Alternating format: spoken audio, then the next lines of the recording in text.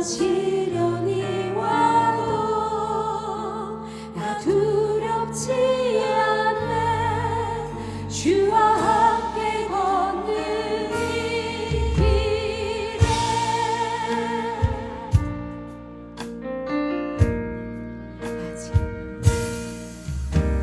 나 지금은 비로 땅을 벗하며 살지라도 내 영혼 저 하늘을 디디며 살래. 내 주님 대신 눈물 흘리고 저 하늘에 숨겨둔 내 소망이네. 높은 얼굴들 그리는 많이 생각나. 내 가슴 터지도록 기다려지는 곳. 내 아버지 넓은 품날 맞으시는 저 하늘에 쌓인 내 소망이네. 주님 나라에 이를 때까지 순례의 거리 멈추지 않으며 어떤 시련이 와도 나 두렵지 않네. 주와 함께 걷는 이 길에 주님 나라에 이를 때까지 순례의 거리 멈추지 않으며 어떤 시련이 와도 나 두렵지 않네. 주와 함께 걷는 이 길에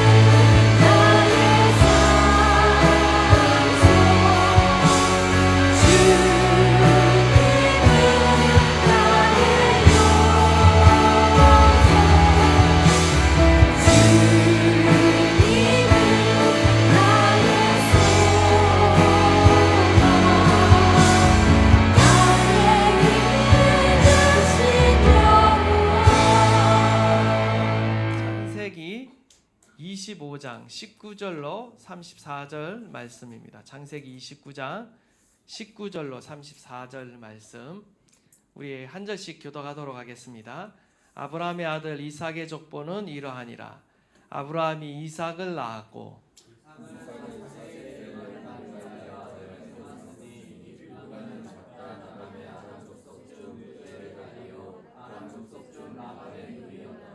이삭이 그의 아내가 임신하지 못하므로 그를 위하여 여호와께 간구하며 여호와께서 그의 간구를 들으셨으므로 그의 아내 리브가가 임신하였더니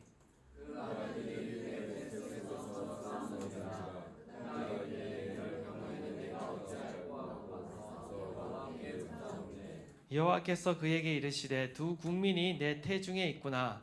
두 민족이 내 복중에서부터 나누이리라. 이 족속이 저 족속보다 강하겠고 큰 자가 어린 자를 섬기리라 하셨더라.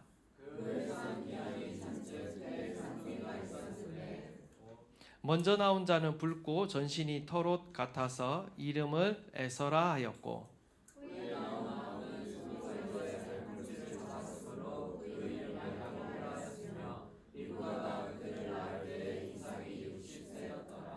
그 아이들이 장성함에 에서는 익숙한 사냥꾼이었으므로 들 사람이 되고 야곱은 조용한 사람이었으므로 장막에 거주하니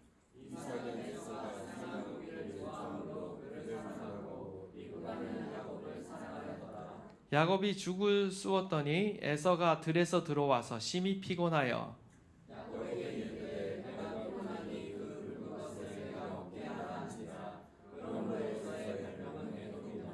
야곱이 이르되 형의 장자의 명분을 오늘 내게 팔라.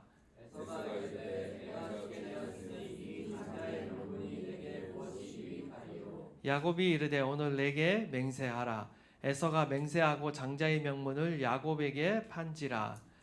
야곱이 떡과 팥죽을 에서에게 주매 에서가 먹으며 마시고 일어나 갔으니 에서가 장자의 명분을 가볍게 여김이었더라. 아멘.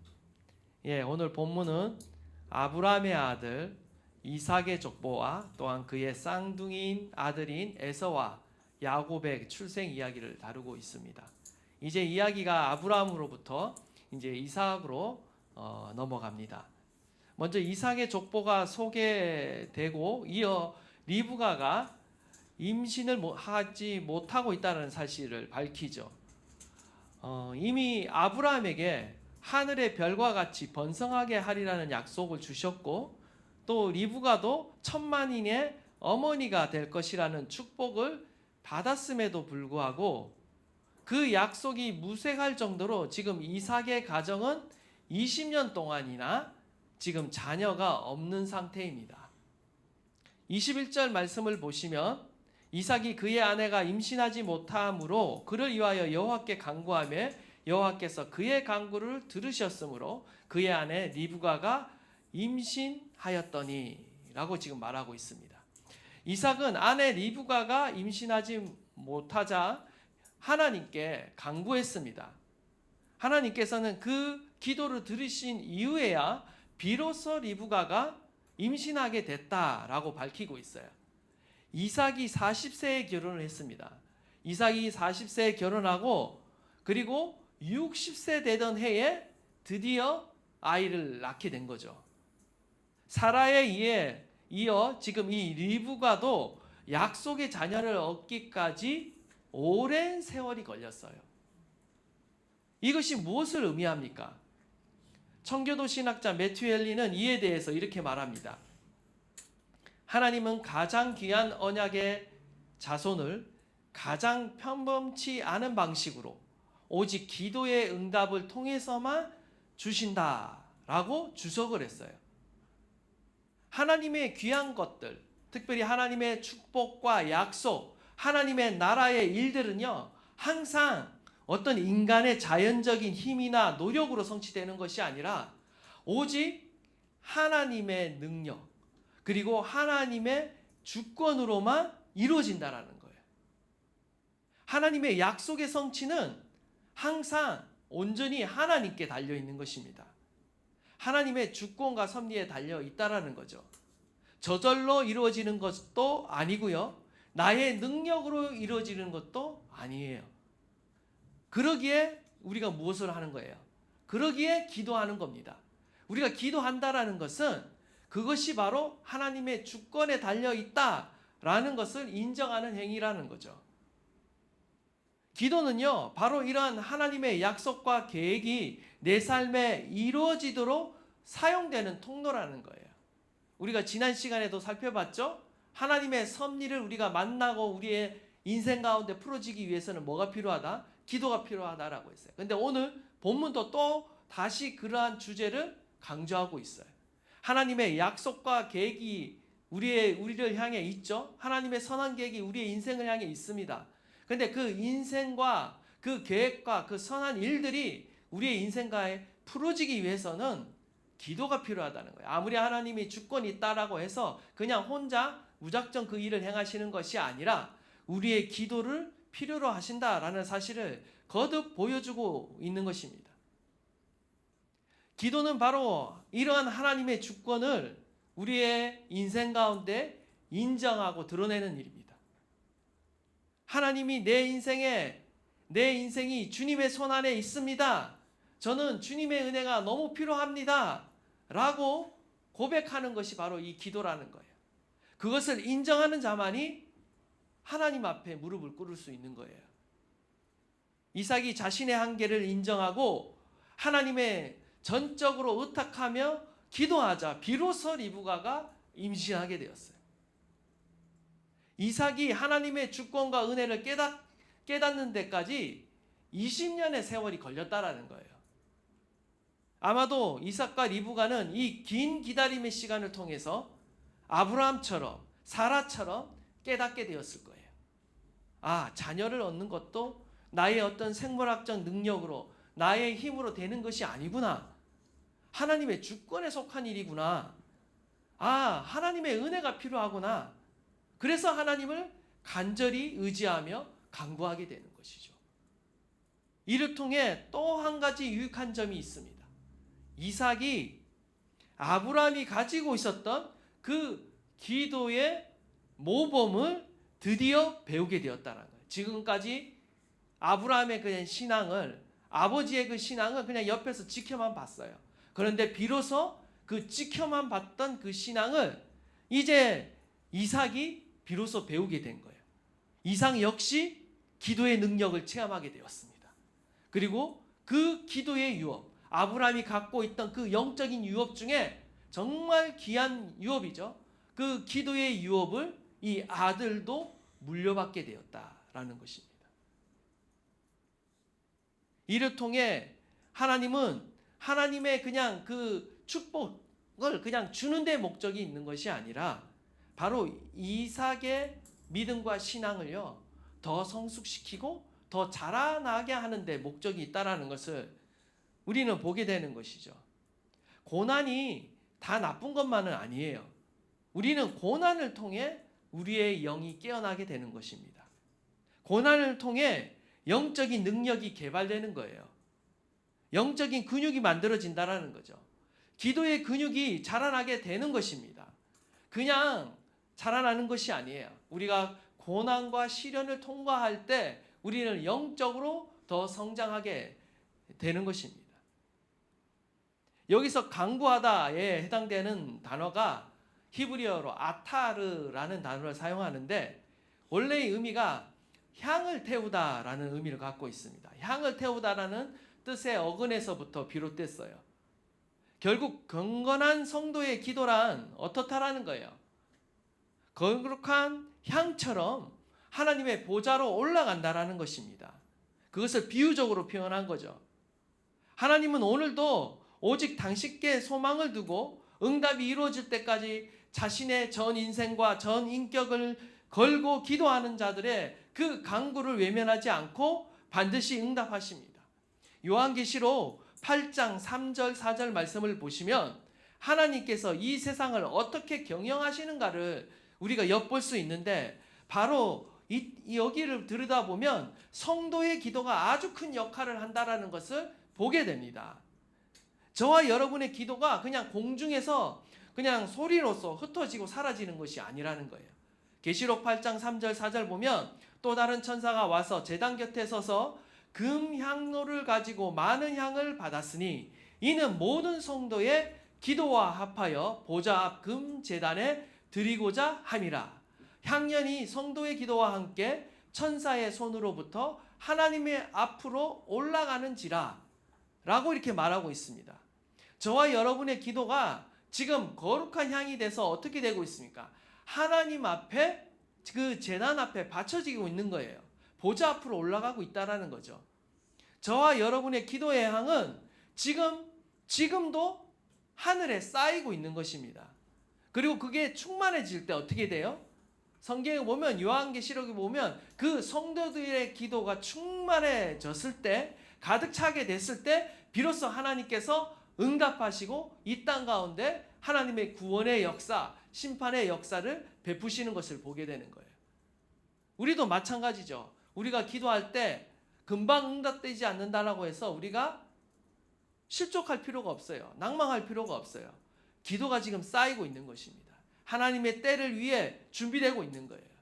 결국 하나님이 그 충만한 역사가 그것이 다 쌓여졌을 때 우리의 삶 가운데 풀어지고 하나님의 그 섭리가 우리의 삶 가운데 이루어지게 될 것입니다. 하나님께서는 아브라함에 이어서 지금 이삭에게도 기다릴 줄 아는 믿음을 가르치고 있는 것입니다. 그리고 하나님의 그 뜻과 약속이 이루어질 때까지 포기하지 않고 기도하는 법을 지금 가르치고 계시는 거예요.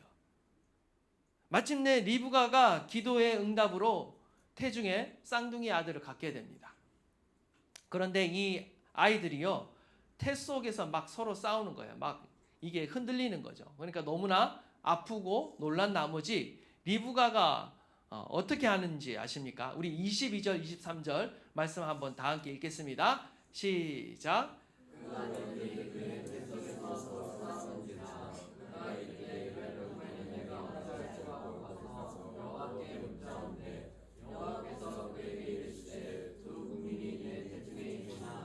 두 능력이 내 복중에서부터 나면 이 족속이 저 족속보다 강하겠고 큰 자가 어린 자를 섬기리라 하셨더라.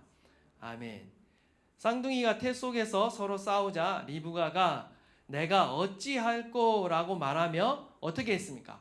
가서 여호와께 물었다라고 말하고 있어요. 직역하면 그러자 그녀는 여호와께 묻기 위하여 갔다라는 말이에요. 이게 무슨 차이가 있냐? 원래 원어에는 앞에 접속사가 하나가 있습니다. 와우 접속사가 하나가 붙어 있는데 이것은 무슨 말이냐? 지금 태중의 아기들이 싸우는 것을 지금 리브가가 한탄하고만 있는 것이 아니라 곧바로 뒤에 이어서 하나님 앞으로 나아갔다는 거예요. 그 행동이 즉각적으로 이루어졌다는 것이 바로 이 접속사 안에 숨겨져 있는 의미예요. 한글 성경에는 뭐 그게 잘 드러나지 않지만 원어를 보면 이 의미가 되살아나는 것입니다. 어머니 역시 어떻습니까? 이삭과 마찬가지로 기도의 사람이었어요. 기도하는 어머니였어요. 리브가는 자녀의 문제, 가정의 문제 앞에서 지체하지 않고 곧바로 어디로 나아가고 있어요? 하나님 앞으로 나가서 하나님께 묻는 신앙을 그가 가지고 있었다라는 것입니다. 여기서도 우리는 기도의 중요한 역할을 보게 되는 것입니다. 하나님의 주권이다, 하나님의 은혜다라고 해서 우리가 아무것도 안 하고 그냥 방치하는 그런 경우가 있는데 결코 그렇지 않습니다. 우리에게도 응당한 책임과 반응이 필요해요. 그 반응 중 하나가 뭐냐면 그 믿음의 반응 중 하나가 뭐냐면 기도라는 거예요. 기도는요, 정말 내가 하나님을 신뢰한다라는 믿음의 행위인 거예요. 그리고 정말 하나님의 은혜가 필요합니다 라는 것을 내가 드러내는 믿음의 행위예요. 그래서 기도가 우리의 삶 가운데 너무나 중요해요. 하나님은 우리가 기도하실 때까지 기다리는 것을 보게 되는 거죠. 리브가는 기도했습니다.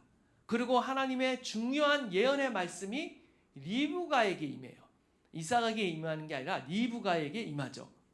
바로 두 자녀의 미래와 장래에 관한 말씀을 주시는 거예요.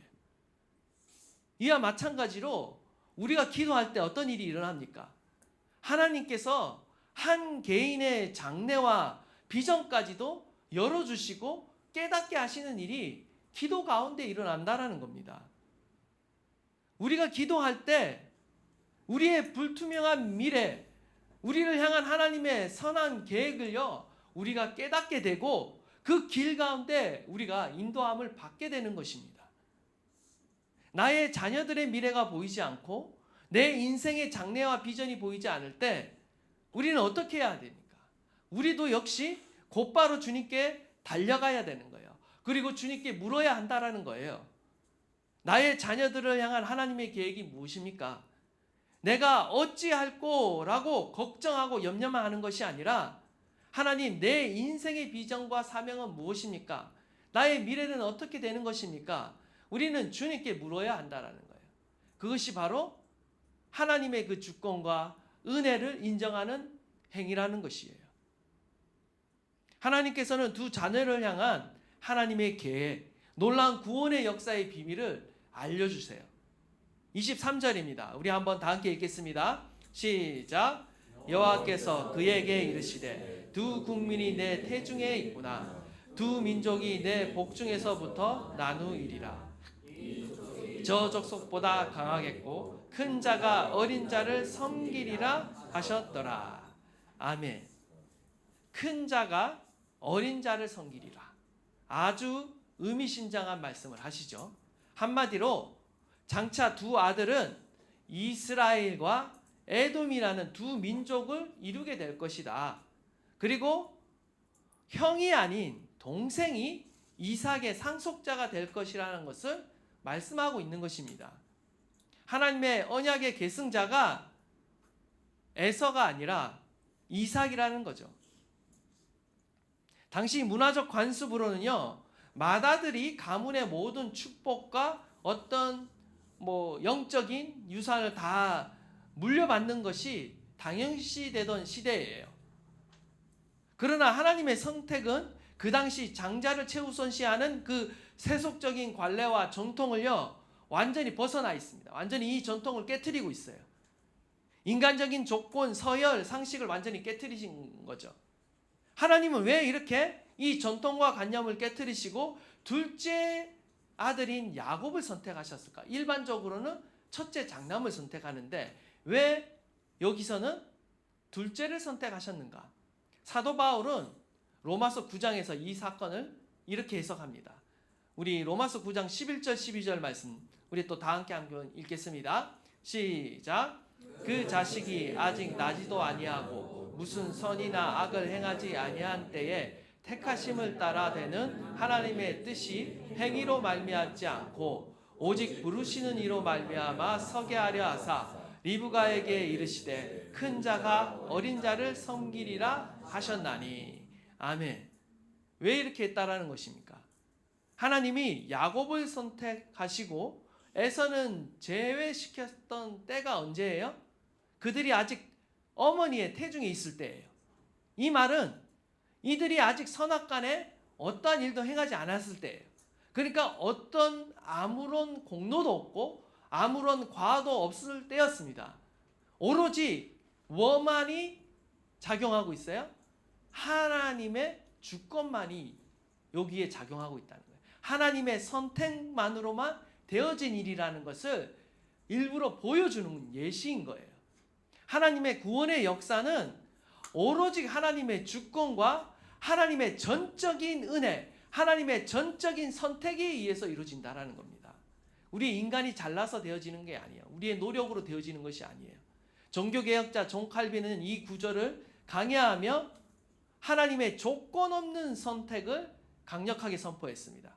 뭐라고 말했냐면 하나님이 야곱을 택하신 것은 야곱에게 어떤 선한 가능성이 있어서가 아니다. 야곱 역시 본질적으로는 사기꾼이요 이기적인 자였다. 하나님이 그를 택하신 유일한 이유는 오직 하나님의 주권적인 자유와 은혜를 드러내기 위함이다 라는 거예요. 하나님의 은혜를 크게 드러내시기 위해 야곱을 둘째를 선택한 겁니다. 그것을 우리가 이해해야 되고 깨달아야 되는 거예요. 하나님의 주권적인 선택에 따라 야곱을 선택한 거예요. 우리는 뭔가 조건을 찾고 이 사람이 뭔가를 행했기 때문에 뭔가를 우리는 찾죠. 세상은 선택의 기준이 항상 그 사람의 능력, 그 사람의 선함, 그 사람의 어떤 자질을 보고 선택하지만 하나님의 선택은 세상적인 선택과 달랐다라는 거예요.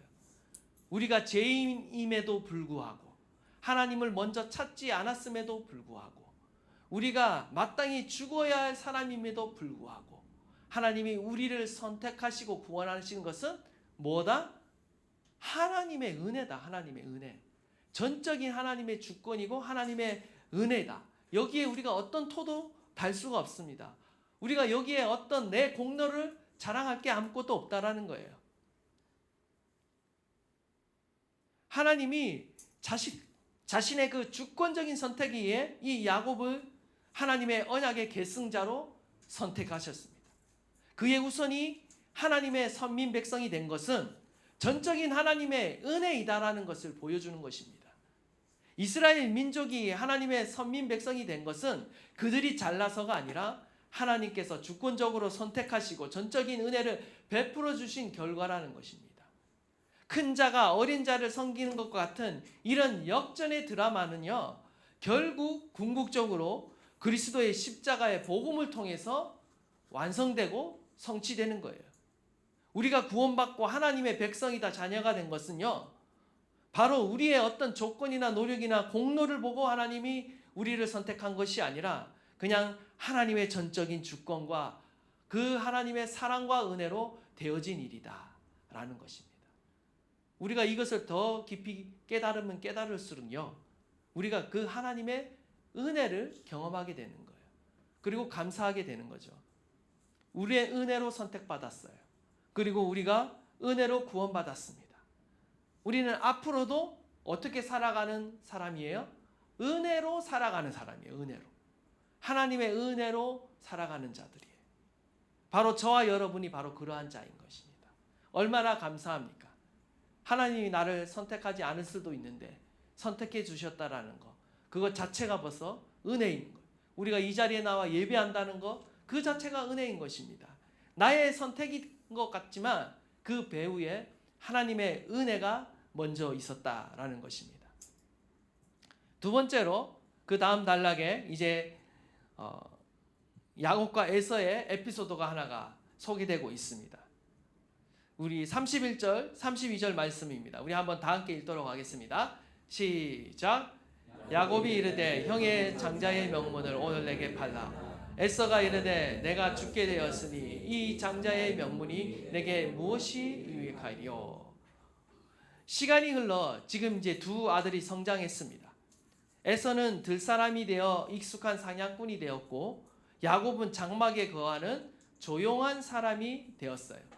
이삭은 에서가 사냥한 고기를 좋아해서 에서를 더 사랑했다라고 말하고, 리브가는 조용하고 가정적인 사람이어서 결국 아내가 이 야곱을 더 사랑하게 됩니다. 결국 부모의 편애로 인해 이 형제지간에 나중에 이제 불화가 일어나게 되죠. 이 가정도 완벽한 가정이 아니에요. 그럼에도 불구하고 인간적인 연약함과 결함이 많았음에도 불구하고 하나님께서 은혜로 이 가정을 구원하시고 사용하시는 거죠. 야곱은 평소 하던 대로 집에서 지금 이렇게 죽을 쓰고 있었어요. 이날 에서가 사냥을 하다가 들어왔는데 심히 피곤했다라고 말합니다. 아마도 사냥감을 찾아 하루 종일 힘들게 들을 이렇게 막 쫓아다녔는데 한 마리도 잡지 못했던 것 같아요. 집에 도착하자마자 어떻습니까? 좋은 음식 냄새가 나는 거예요. 에서는 야곱에게 그 붉은 것을 당장 먹게 해달라고 이렇게 이야기하고 있습니다. 그 붉은 것이 바로 히브리어로 아돔입니다. 여기서 에돔이 남은 거예요. 붉은 사람 에돔이 나온 거죠. 바로 에서의 별명이 되는 것입니다. 그리고 이 에돔이 장차 에서가 차지하는 그 영토의 이름, 나라의 이름이 나중에 에돔이 되는 거죠. 어쨌든 이 에서의 상황을 이 야곱이 얼마나 간사한지 이용하는 거예요. 팥죽을 받고 이 장자의 명분을 팔라고 지금 이야기합니다. 장자의 명분이라는 것은 가정에서 맏아들이 갖는 권한을 말하는 것입니다. 그 당시 장자는요, 더 많은 재산을 물려받았습니다. 신명기 21장 17절에 따르면 장자는 2배의 목을 받았어요. 뭐 오늘날 한국도 뭐 비슷하죠. 아시아는 다 비슷하게 장자를 이렇게 우선시하는 문화입니다. 뿐만 아니라 이 가문을 승계하고 또 하나님의 언약과 축복, 영적인 축복, 이 모든 것을 계승하는 그 의미가 이 장자권 안에 들어 있어요. 근데 이 야곱은요, 이 에서가 극도로 이 지친 상태를 이용해서 그 장자권을 빼앗으려고 지금 기회를 엿보고 있는 것입니다. 이 타이밍을 놓치지 않고 이용하고 있어요.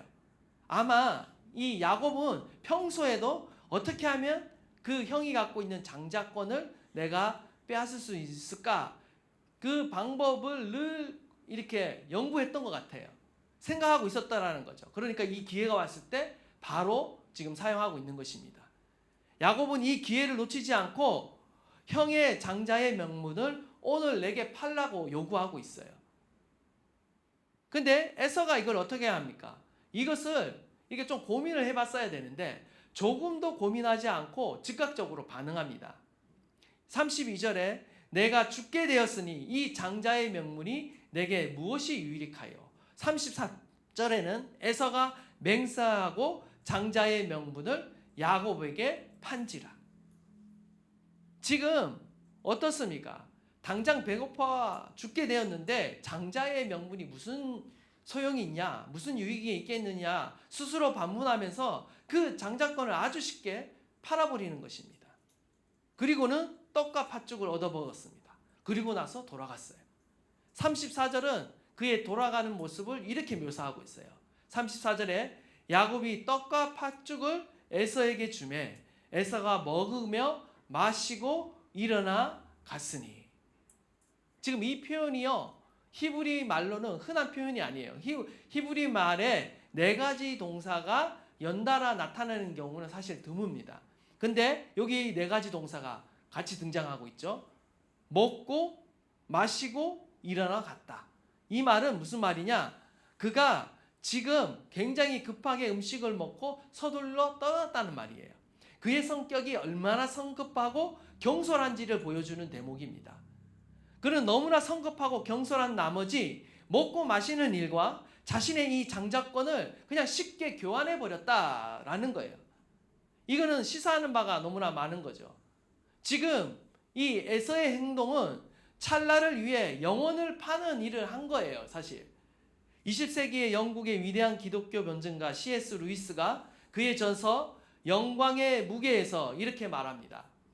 우리 주님은 우리의 욕망이 너무 강해서가 아니라 너무 약해서 문제라고 보신다. 우리에게 무한한 기쁨이 주어졌음에도 술과 성, 야망을 가지고 노는 우리는 미지근한 피조물이다. 이는 마치 바닷가에서 보내는 휴가가 무슨 뜻인지 상상하지 못해서 도시 슬럼가에서 진흙파이를 계속 만들고 싶어하는 무지한 아이와 같다. 우리는 너무나 쉽게 만족해버린다 라고 이야기했어요. 무슨 말인지 아시겠어요? 이해가 되시죠?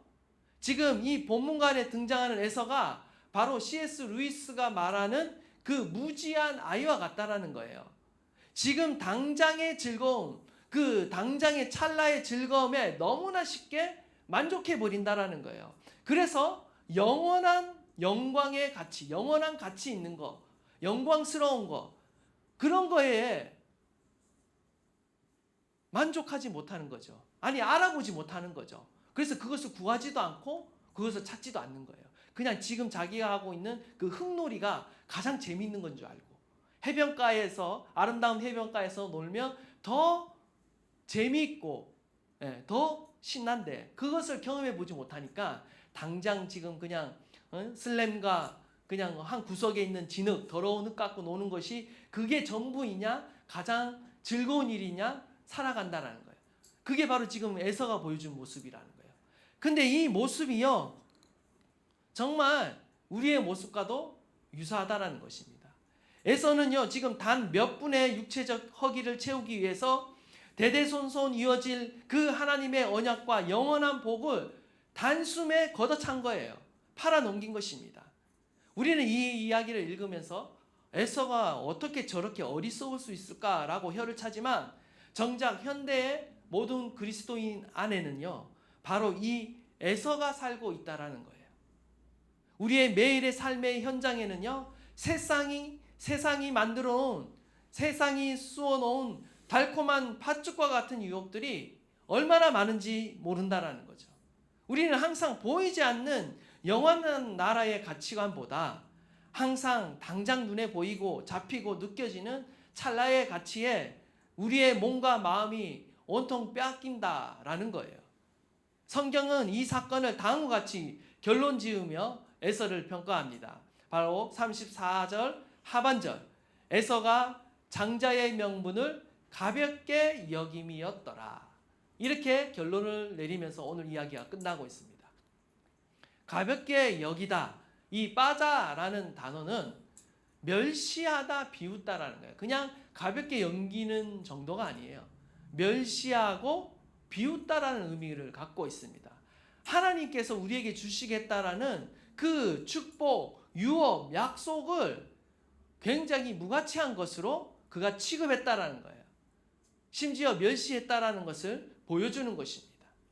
에서는 순간의 만족을 위해 이 땅에 어떤 썩어질 것을 위해 지금 어떻게 하고 있어요? 영원한 가치를 포기한 거예요. 에서는 그가 평소 그의 관심과 가치관이 어디에 있는지 여실히 보여주는 거예요. 이게 뭐 단 한 번만에 나오는 행동이 아니라 그의 평소의 가치관을 보여주고 있는 거예요. 영적인 가치, 눈에 보이지 않는 하나님의 약속과 유업, 뭐 하나님의 자녀된 신분과 권세, 뭐 이런 것들에게는 전혀 관심이 없었다라는 거죠. 오직 눈에 보이고 손에 잡히는 이 땅의 것들에만 온통 관심이 있었다라는 것입니다. 잠깐의 경제적인 이익, 잠깐의 세상의 인정, 잠깐의 육신의 안락과 쾌락, 이것이 그의 온통 관심사였다라는 거죠. 에서의 팥죽과 같은 것이죠. 팥죽을 먹고 잠시 배불렀지는 모르겠지만 그는 영원한 것을 잃어버렸습니다. 영적인 특권을 잃어버렸습니다.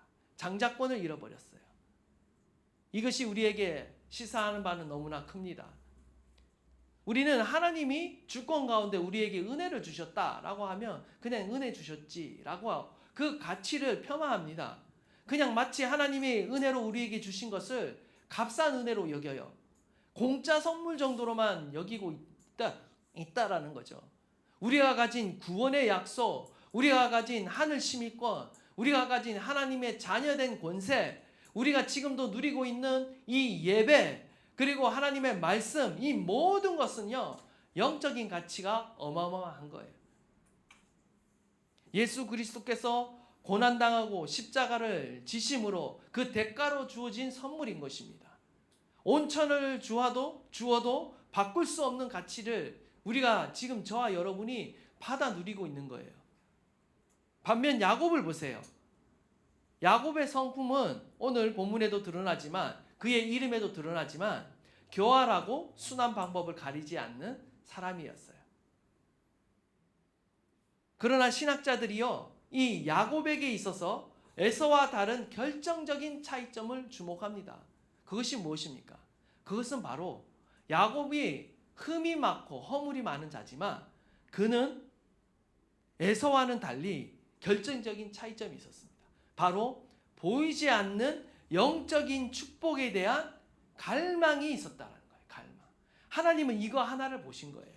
그의 뭐 인격, 잘난 거 그런 거 없었습니다. 그러나 그에게는 한 가지가 있었어요. 보이지 않는 영적인 축복에 대한 거룩한 갈망이 그에게 있었습니다. 하나님이 주시는 그 영적인 축복과 언약의 가치를 그 누구보다 더 뜨겁게 열망했다라는 것입니다. 형 에사가 가볍게 여기고 멸시한 그 영적인 장자권을 야곱은 인생을 걸고서라도 움켜쥐고 싶어 했다라는 거죠.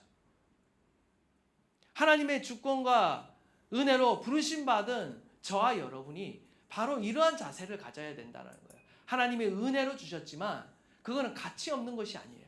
너무나 값진 것입니다. 우리는 더욱더 그것을 사모해야 돼요.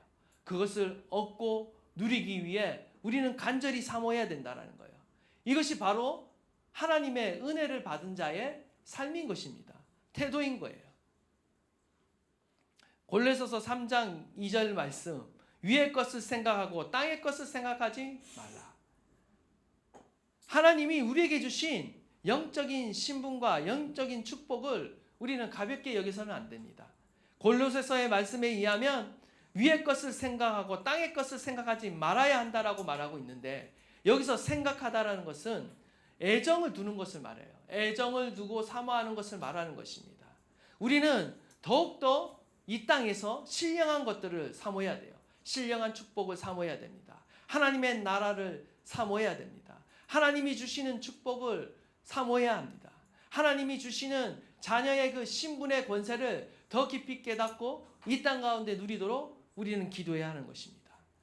시편 107편 9절에 의하면 그가 사모하는 영혼에게 만족을 주시며 줄인 영혼에게 좋은 것을 채워주신다라고 했습니다. 하나님은 사모하는 자에게 채워주시는 것입니다. 하나님의 약속이 이미 우리에게 주어졌지만 우리가 그것을 귀하게 여기지 않고 귀한 줄 모르고 사모하지 않는다면 우리는 그 하나님이 주시는 영적인 복들을 제대로 누릴 수 없다라는 거예요. 사모하는 자가 누리게 되어 있는 것입니다. 원하기는 저와 여러분이 하나님이 은혜로 주권적으로 주신 그 놀라우신 은혜와 사랑을 우리가 더욱 사모할 수 있기를 바랍니다. 하나님이 주신 그 영적인 복을 더 기대하시고 하나님의 그 선한 계획이 우리의 삶에 더 이루어지도록 사모하시기를 바랍니다. 그리할 때 하나님이 우리에게 예비해 놓으신 이 놀라운 은혜가 우리 가운데 더욱 부어지게 될 줄 믿습니다. 우리가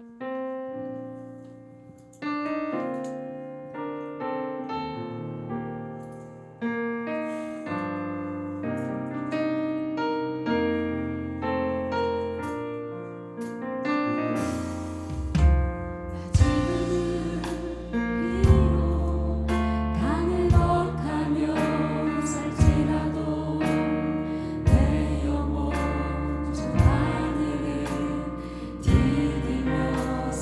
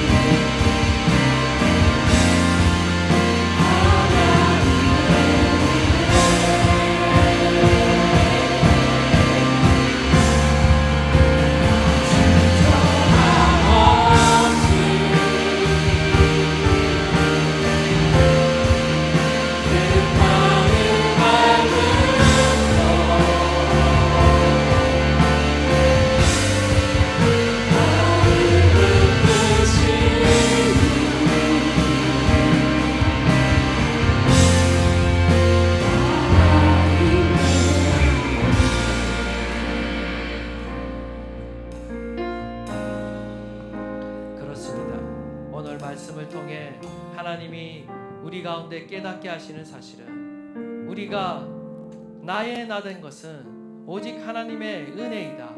하나님의 주권적으로 우리를 선택하시고 우리에게 전적인 은혜를 베푸신 결과임을 하나님이 깨닫게 하시려는 것입니다. 우리는 은혜로 주님께 선택받았고 은혜로 구원받았고 오늘도 은혜로 살아가는 줄 믿습니다. 결코 우리는 이 세상을 두려워하지 말아야 됩니다. 염려하지 말아야 됩니다. 하나님의 은혜가 저와 여러분과 함께하고 계신 줄 믿습니다. 이삭과 리브가는 약속을 받았음에도 20년 동안 자녀가 없었습니다. 이삭의 한계를 인정하고 전적으로 그 하나님의 은혜를 간구했을 때 비로소 임신하게 되었죠. 하나님의 나라는요, 결코 인간의 능력이 아닌 하나님의 주권과 은혜로 성취되는 것입니다. 오늘도 이 주권과 은혜 가운데 하나님이 저와 여러분을 초청하셨습니다. 주님의 은혜가 필요합니다. 하나님의 주권이 저와 여러분의 인생을 아주 강하게 붙들고 계십니다. 흔들리지 않도록 붙잡고 계십니다. 우리가 이러한 주님의 주권과 은혜를 신뢰한다면 오늘도 우리도 역시 기도해야 될 줄 믿습니다. 하나님을 신뢰하는 가운데 하나님 앞에 기도해야 하는 것입니다. 오늘도 우리의 삶 가운데 하나님의 이 놀라우신 계획이 풀어지고 하나님의 은혜가 우리의 삶에 풀어지도록 하나님의 그 뜻에 하나님의 그 주권에 우리가 동의하는 가운데 우리가 오늘도 주님 앞에 기도해야 하는 것입니다. 하나님, 우리가 주님을 신뢰함으로 주님을 의지함으로 주 앞에 기도하게 하여 주십시오. 나의 조건과 나의 자격과 나의 노력이 아닌 오직 주의 은혜로 살아가는 자임을 우리가 더욱 깊이 깨닫게 하여 주시옵소서. 우리 다 함께 한번 주여 부르짖고 통성으로 기도합니다. 주여.